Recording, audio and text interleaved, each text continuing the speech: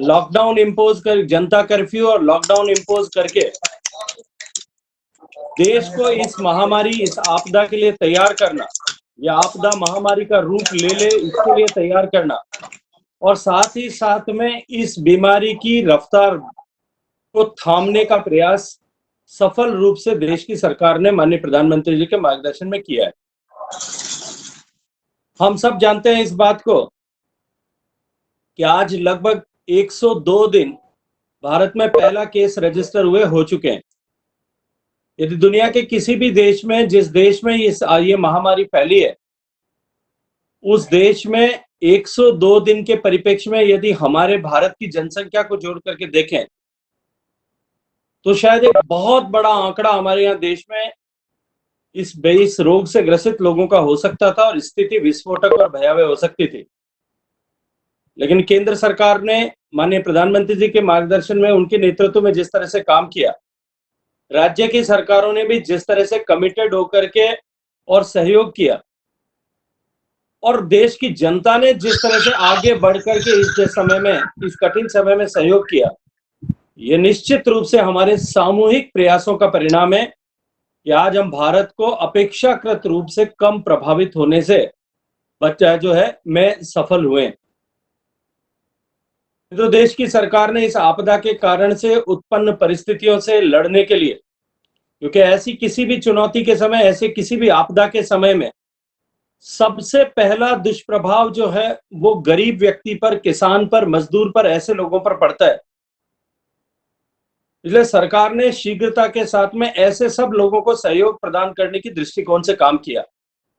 हालांकि इस आपदा के समय में एक विशेष चीज जो भारत के परिप्रेक्ष्य में परिलक्षित हुई है कि हमारे देश का समाज चरित्र जो है वो उद्घाटित हुआ है। पूरा राष्ट्र चरित्र उद्घाटित हुआ है कि देश का व्यक्ति, आम व्यक्ति मिलकर के किस तरह से अभावग्रस्त की चिंता कर सकता है। सामाजिक संस्थाओं ने, विभिन्न संगठनों ने, विभिन्न धार्मिक संगठनों ने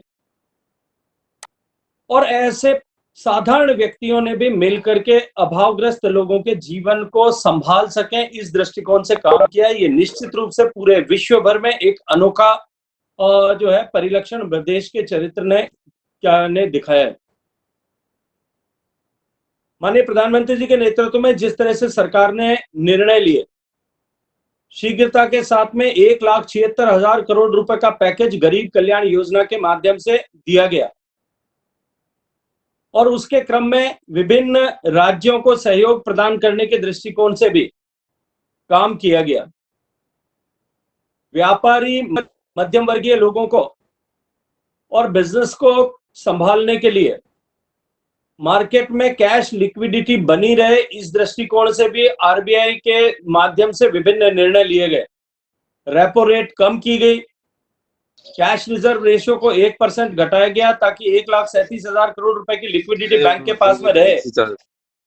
साधारण जो है छोटे छोटे एमएसएमई सेक्टर में काम करने वाले लोगों को, किसानों को, डेवलपमेंट सेक्टर को ऋण मिल सके, इस दृष्टिकोण से 50,000 करोड़ रुपए का लिक्विडिटी इन्फ्यूजन नाबार्ड में, सिडबी में और एनएचबी में, नेशनल हाउसिंग बैंक में सरकार के माध्यम से किया गया। इसके अतिरिक्त सभी लोगों ने जिन्होंने ऋण ले रखा है उन सबको राहत प्रदान करने के दृष्टिकोण से भी अनेक निर्णय किए गए। जो ईएमआई को डेफर किया गया और एक बार सबको एक बार की इस कठिनाई के समय में राहत प्रदान करने का प्रयास किया गया। किसानों को भी इस कठिन समय में राहत प्रदान करने के दृष्टिकोण से प्रधानमंत्री फसल बीमा योजना में 17-18 और 18-19 का जो पेंडिंग पैसा था वो 5,400 करोड़ रुपया देश भर में ट्रांसफर किया गया। प्रधानमंत्री कृषि सम्मान निधि योजना, जिसके अनेक वीडियोस आजकल आप सभी टीवी के चैनल्स पर और सोशल मीडिया पर दिखाई दे रहे हैं कि किस तरह से छोटी राशि जो 2,000 रुपए की माननीय प्रधानमंत्री जी के द्वारा डीबीटी के माध्यम से किसानों के खाते में जमा कराएगी, उसका उनके जीवन में किस तरह से परिवर्तन आया है। ऐसा किसान सम्मान निधि योजना के तहत 8.38 करोड़ खातों में 18,000 करोड़ रुपया अब तक ट्रांसफर किया जा चुका है। किसानों की खरीद क्योंकि इस फसल में, इस फसल चक्र में रबी की फसल जब मार्केट में आई थी, गेहूं, चना और सरसों, इसका ठीक से लोगों को दाम मिल सके, उनको डिस्ट्रेस सेल न करना पड़े, इस दृष्टिकोण से जो पीएम आशा के तहत, प्रधानमंत्री आशा योजना के तहत जो फसल खरीद की सीमा प्रति किसान 25 क्विंटल देश भर में तय की गई थी, उसको पुनः अमेंड करके और 40 क्विंटल प्रति किसान किया गया। किसानों के केसीसी के लोन जो हैं, उन केसीसी के लोनों की जो भुगतान की तिथि, रियलाइजेशन डेट जो 1 मार्च होती है, उसको 31 मई तक डेफर किया गया। किसान अपनी फसल को ठीक से बेच सके और इस जो है लॉकडाउन का उनके ऊपर प्रभाव न हो, इसके कारण से एपीएमसी एक्ट में बदलाव किया गया। राज्यों को हमने एपीएमसी एक्ट में बदलाव करने के लिए एक मॉडल जो है कोड बना करके भेजा, और इसी क्रम में एक किसान रथ ऐसे ऐप की सुविधा की जिसके माध्यम से किसान अपनी फसलों का एक जगह से दूसरी जगह पर ट्रांसपोर्ट आसानी के साथ में कर सकें। यदि मैं राजस्थान के परिप्रेक्ष्य में बात करूं, तो राजस्थान में देश भर में कुल मिलाकर के जो नरेगा में 7600 करोड़ रुपया जारी किया गया है, उस क्रम में राजस्थान में 2870 करोड़ रुपए अब इस वर्ष जारी हो चुके हैं। और आप सबको जानकारी है कि नरेगा की जो मजदूरी की दर है, उसको भी देश की सरकार ने बढ़ा दिया है। माननीय प्रधानमंत्री जी ने निर्णय किया था कि देश की प्रत्येक ऐसी महिला जिसको उज्ज्वला में सिलेंडर मिला है, उस गरीब महिला को अपने कुकिंग गैस के लिए चिंता न करनी पड़े। इस कठिन समय में उसको कुकिंग गैस के सिलेंडर के भुगतान की चिंता न करनी पड़े। इस दृष्टिकोण से यह तय किया गया कि 3 महीने तक उसे गैस सिलेंडर का पैसा जो है सरकार देगी डीबीटी के माध्यम से। जो देश भर में 8 करोड़ ऐसे उज्ज्वला जो है गैस धारकों को ऐसा पैसा देने के क्रम में राजस्थान में भी कुल मिलाकर के अब तक 450 करोड़ रुपए इस मद में राजस्थान के उज्ज्वला गैस धारकों के खातों में डीबीटी के माध्यम से ट्रांसफर किए गए। जनधन योजना के दृष्टिकोण से बात करूं, अनेक तरह की आलोचनाएं इस योजना को लेकर के की गई थी, लेकिन आज वही डीबीटी की योजना, डीबीटी जो है इस जनधन की योजना के माध्यम से कारगर हो रही है। और ऐसे खाते जिनमें महिलाएं प्रमुख खातेदार है, ऐसे खातों में देश भर में 500 रुपया जमा कराने का जो क्रम प्रारंभ हुआ है, उसमें राजस्थान के भी ऐसी हमारी निर्धन महिलाओं के खाते में 67,22,000 महिलाओं के खाते में लगभग 337 करोड़ रुपया ऑलरेडी ट्रांसफर किया जा चुका है। किसान सम्मान निधि जिसका मैंने जिक्र किया था, राजस्थान में 37 लाख खातों में जो है अब तक कुल मिलाकर के 745 करोड़ रुपए की राशि हस्तांतरित की जा चुकी है। इसके अतिरिक्त देश भर में जो स्टैंडर्ड लेबर है या ऐसे लोग जो अभावग्रस्त हैं, उनकी चिंता राज्य सरकारों को करने की आवश्यकता थी। भारत की सरकार ने प्रोएक्टिव स्टेप लेते हुए एसडीआर जो स्टेट डिजास्टर रिलीफ फंड जो है एसडीआरएफ में 740 करोड़ रुपया राजस्थान के खाते में पहली किस्त ऑलरेडी जमा करा दी गई है। दूसरी किस्त मई में फिर जारी कराई जाएगी। प्रत्येक राज्य में ऐसे अनेक जिले हैं जहां पर माइनिंग एक्टिविटीज के कारण से जिलों के पास में बहुत सारा, जिलाधिकारी के पास में डिस्ट्रिक्ट माइनिंग फंड ऐसा पैसा होता है। इस आपदा के समय में डिस्ट्रिक्ट माइनिंग फंड के माध्यम से हम अभावग्रस्त लोगों का सहयोग कर सकें, उनको संबल प्रदान कर सकें, इस दृष्टिकोण से राजस्थान को 2765 करोड़ रुपए की राशि को खर्च करने की अनुमति प्रदान की गई है। चिकित्सा और स्वास्थ्य के क्षेत्र में जिस तरह से प्रोएक्टिव स्टेप्स मोदी जी के नेतृत्व में लिए गए, देश भर को इस दृष्टिकोण से प्रिपेयर किया गया। जहां हम पहला केस रजिस्टर हुआ, उस समय तक हमारे देश में एक भी पीपीई किट बनाने की सुविधा नहीं थी। हम 100% इंपोर्ट डिपेंडेबल थे।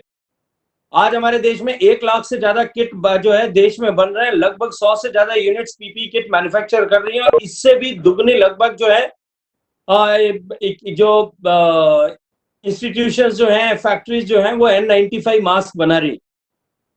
हम सबको जानकारी है कि हमने 55 देशों को दवाइयां एक्सपोर्ट करके भारत की छवि को इस समय में और अधिक सुदृढ़ करने की दृष्टि का काम किया है। लेकिन इसके अतिरिक्त जो राज्यों को 15,000 करोड़ रुपया अपनी चिकित्सकीय आवश्यकताओं के लिए और इंफ्रास्ट्रक्चर डेवलपमेंट के लिए, मेडिकल इंफ्रास्ट्रक्चर डेवलपमेंट के लिए जारी किया गया था, उसमें से हेल्थ सिस्टम स्ट्रेंथनिंग को मिला करके राजस्थान को 1883 करोड़ रुपए आवंटित किए गए, जिसमें से 1780 करोड़ रुपए ऑलरेडी राजस्थान सरकार को भेज दिए गए। राजस्थान को अब तक लगभग 70,000 पीपीई किट्स और 1 लाख से ज्यादा N95 मास्क जो हैं और 2 लाख से ज्यादा 3 प्लाई मास्क भारत सरकार की तरफ से उपलब्ध कराए गए। जहां एक समय में जब हमारे यहाँ ये आउटब्रेक हुआ था, पहला पेशेंट आया था, उस समय भारत में चुनिंदा लैब भी थी उंगली पे गिनने लायक, जहां पर इस बीमारी की जांच हो सकती थी। पिछले जो है कल के, यदि मैं आंकड़ों की आपके साथ में चर्चा करूं तो एक दिन में 70,000 से ज्यादा टेस्ट जो है देश भर में हुए हैं और 350 से ज्यादा लेबोरेटरीज हैं आज उसमें इस टेस्ट की सुविधा है। और हम आने वाले कुछ समय में 1 लाख टेस्ट प्रतिदिन का लक्ष्य जो है छूने में कामयाब हो जाएंगे। बीपीएल धारकों को 5 किलो गेहूं और 1 किलो दाल प्रति व्यक्ति अलग से दिया जाए। जो राशन उनको पीडीएस से मिलता है, पब्लिक डिस्ट्रीब्यूशन सिस्टम से 5 किलो मिलता है, इसका मतलब 10 किलो ऐसा दिया जाए। और इसको सुचारू बनाने के लिए एफसीआई के गोदामों से लगभग 40,000 मीट्रिक टन गेहूं ट्रांसफर राजस्थान को कर दिया गया है और उनको जितना गेहूं चाहिए उतना एलोकेट इसके लिए किया गया है। और वो पीडीएस की रेट पर एलोकेशन हुआ है। जो सरकार जो है गेहूं खरीदती है या चावल खरीदती है, उसको केवल 2 रुपए प्रति किलो में राज्य सरकारों को देती है, उसको पीडीएस रेट पर ट्रांसफर करने का काम जो है निर्णय माननीय मोदी जी के नेतृत्व में गरीब कल्याण योजना के तहत लिया गया है।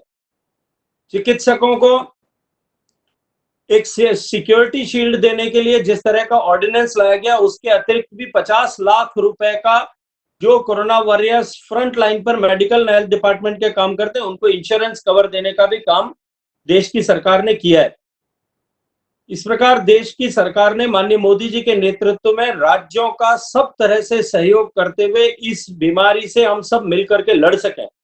और इसके साथ साथ में माननीय प्रधानमंत्री जी ने देश को मानसिक रूप से इस युद्ध करने के लिए, इस लड़ाई, इस बीमारी से, इस अदृश्य शत्रु से युद्ध करने के लिए तैयार किया है और कामयाबी पूर्वक तैयार किया है। आज देश का प्रत्येक व्यक्ति माननीय प्रधानमंत्री जी की बात को मान करके, कुछ उदाहरणों को हम छोड़ सकते हैं कि कहीं शायद अपवादवश कुछ उदाहरण होंगे जहां कुछ लोगों ने किसी मजबूरीवश या अति उत्सुकतावश या जानबूझ करके लॉकडाउन को तोड़ा होगा, लेकिन ठीक से पालना नहीं की होगी। लेकिन देश ने, बहुसंख्यक पूरे देश ने, लगभग कमोबेश सभी जगह पर देश के आम मानवी ने जो है वो इस लॉकडाउन का माननीय प्रधानमंत्री जी के निर्णय का पालन किया है। आरोग्य सेतु ऐप बनाई गई। आरोग्य सेतु ऐप जो एक शील्ड के रूप में काम करने वाली है, वो आरोग्य सेतु ऐप ने भी विश्व भर में कीर्तिमान रचा है कि इतने 1 महीने के क्रम कालखंड में इस नंबर तक आज तक आरोग्य से किसी भी ऐप ने वो आंकड़ा नहीं छुआ था जो आज आरोग्य सेतु ऐप ने छुआ है। और देश की सरकार ने निर्णय किया है कि आने वाले समय में देश के प्रत्येक मोबाइल जो देश में बिकेगा उसमें कंपल्सरी आरोग्य सेतु ऐप होगा।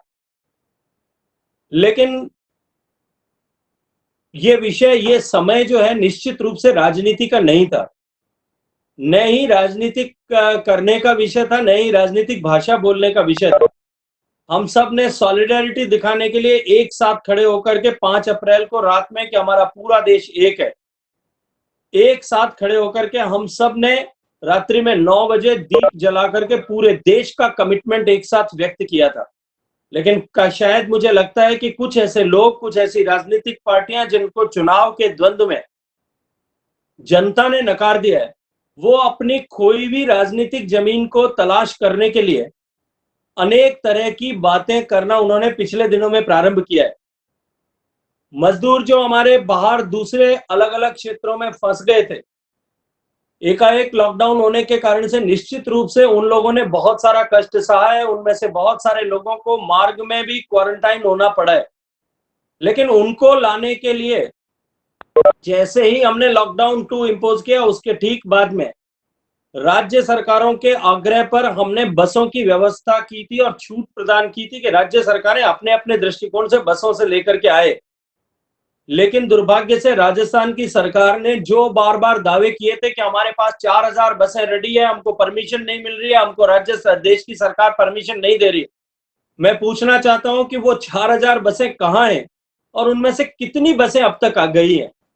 और बसों के कारण बसों की व्यवस्था ठीक से नहीं करने के कारण ही माननीय प्रधानमंत्री जी के निर्देश पर देश के रेल मंत्रालय ने ऐसे फंसे हुए पीड़ित लोगों को राहत प्रदान करने के लिए रेल के द्वारा उनको लाया जाए, राज्यों के आग्रह पर इस तरह की रेलें चलाई जाए और साधारण किराए में ही वो लोग रेल के माध्यम से एक जगह से दूसरी जगह पहुंच सकें, अपने घर पहुंच सकें, इसको सुनिश्चित करने का निर्णय किया था।